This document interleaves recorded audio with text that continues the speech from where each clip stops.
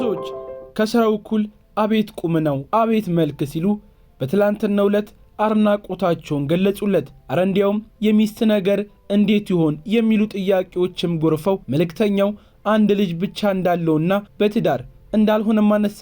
ብቻ እንዲህ ብዙዎችን ያነጋገረው ድብቅ ማንነት አሁን ተገልጦ የህዝብ አጀንዳ ሆኗል። ድብቁ መልእክተኛው ከቀን ስራ ጋር ከመታገል የዩኒቨርሲቲ ቡሌ ከመብላት ሌሎች አሳዛኝ የህይወት ክፍሉንም አሰምቷል። በዛሬው ዝግጅታችን ይህንን የተመለከተ ጉዳይ ስናነሳ ሌባ ተብሎ አደባባይ የወጣ ለምስጋና ግን የተደበቀ ጀግና ከሚለው ሙገሳ የሱን ጉዳዮች እያነሳንም እንቀጥላለን። ልሳን ሚዲያን ያግዛል ያበረታልና ሰብስክራይብ በማድረግ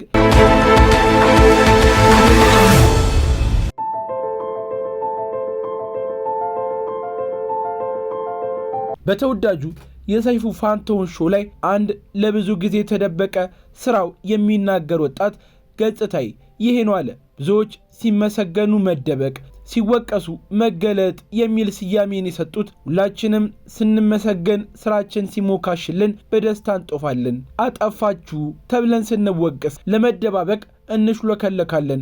እንኳን በአደባባይ ይቀርና በልብ ወዳጆቻችን ፊት እንኳን ጥፋተኛ የመባል ስሜት ስለሚረብሸን ያጠፋነውን የተሳሳትነውን ነገር እያወቀን እንኳን ሳይቀር ላለመቀበል ላለመወቀስ ብለን ብዙ ርቀቶችን እንሄዳለን። ይህ የተገላቢጦሽ ሆኖ መልእክተኛው ስነ ግን ለ5 ዓመታት ሙሉ በጎ ስራው የተመሰገነለት ሁሉም ሲያሞጋሸው ራሱን ሲያሳይ በስራው ብቻ እየኖረ ሳለ በተሳሳተ ሐሳቤ ያለ ስሙ ያለ ግብር ተሰጥቶ ሲወቀስ ግን ለሙገሳ ጊዜ የደበቀው ማንነቱን በመግለጥ ልጁ እኮ እኔ ነኝ ብሎ ለውቀሳ ጊዜ ራሱን አሳወቀ።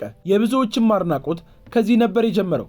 በሙሉ ስሙ ስነ ጊዮርጊስ እሸቱ የሚባል መልከ-መልካም ወጣት እጅግ ልብ የሚነካ የልጅነት ጊዜን ያለ አባትና እናት ግን ደግሞ የኢትዮጵያን እናቶች መልክ ከሆኑት መነኩሴያቱ ጋር ያደገ ነው።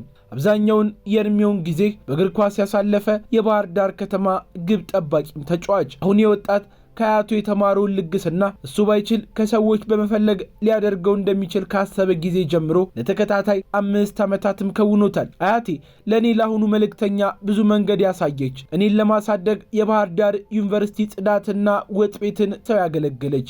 ይህ በቂ ያለመሆኑን የተረዳሁት እኔ ደግሞ የዛኔው መልእክተኛ ሁለገብ የተባለውን የዩኒቨርሲቲ ስራ ሳራ ጨዳ ቀን ስራ እያለ ለተሻለ ህይወት ብዙ ዋጋ የከፈለ መሆኑን እያነሳ ብዙዎችንም ማሳዘነ። ሌላው ቪዲዮ ላይ ትርፍራፊ ምግቦችን ከሚረዱ ሰዎች ጋር ስትመገብ ሰዎች ይገረማሉ ተብሎ ለተጠየቀው እኔ ግን ይሄ ታሪኬ ነው አሳልፌዋለሁ፣ የዩኒቨርሲቲ ቡሌ እየበላ የቆዩባቸው ጊዜያት ነበሩና ያለኔ ምንም ነው እያለ የኢትዮጵያንን ልብን ያሳዘነ ህይወቱንም ተርኳል። የባህር ዳር ከተማ ፕሪሚየር ሊግ ዋንጫ አስገብተን መሬትን የተሸለምኩ ነኝ። ሰዎች መልእክት ይልኩኛል፣ የኔ ስራ ማድረስ ነው። ሐሳቡን አመጣሁት፣ ብዙ ምስኪኖችም ተረዱ። ብዙ ሰዎችም በሚሊዮን የሚቆጠሩ ገንዘብ ይገባላቸዋል። አንድ ሰው ባላደራ ነኝ ብሎ አንድ አባትን ያጭበረብራቸውና እዚህ ሁሉ ሊፈጠር የማይገባው ችግር ውስጥ ቢከተንም እኛ ግን ሁልጊዜም ስራችንን ከመቀጠል ወደ ኋላ አንልም የሚል መልእክትንም አስተላልፏል። ገንዘቡን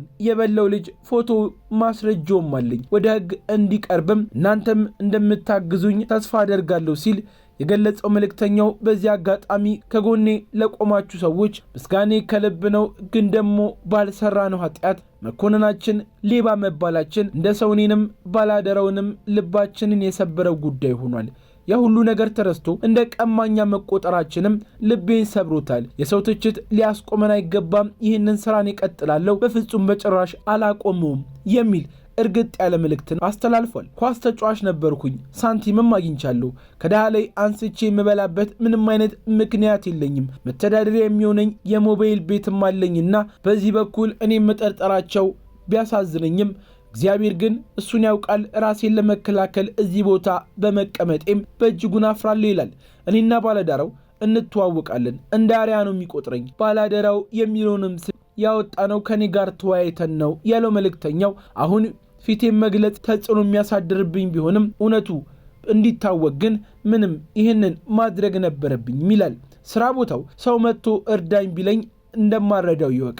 ድንገት በመንገድ ሲሄድ መንገድ ላይ ሰው መርዳት ነው ደስ የሚለኝ ይላል። ይህንን ስራ የምሰራው ለነፍሴ ነው፣ ለምን የዳ ገንዘብን እወስዳለሁ ሲል አጥብቆ የጠየቀው መልእክተኛው የ5 ዓመት ልጅ እንዳለው በትዳር ግን እንዳልሆነ ሁለቱም የተለያየ የህይወት ምዕራፍ ላይ እንዳሉና ይህንን የመሰለ ልጅ ስለሰጠችው የቀድሞ ጓደኛውንም አመስግኗል። አሁን ይህንን እውነታ ዓለም ይወቅ ያልኩት ለብዙ ድሃ ሰዎች መንገድ የሚዘጉትን አጭበርባሪዎች በጋራ እንድናስቆማቸው ነው። ስራው ይቀጥላል የሚል ሐሳቡንም ሰጥቷል። አሁን ብዙዎች በተለያዩ የማህበራዊ ሚዲያ እያዘዋወሩ የተለያዩ ሐሳቦችን እየሰጡት ያሉት ይህ ጀግና ወጣት እንዲበረታ ልሳን ሚዲያም ልባዊ ምኞቷን እየገለጸች በድጋሚ ልሳን ሚዲያን ያግዛል ያበረታልና ሰብስክራይብ በማድረግ ቤተሰባችን እንድትሆኑ ጋበዝናችሁ።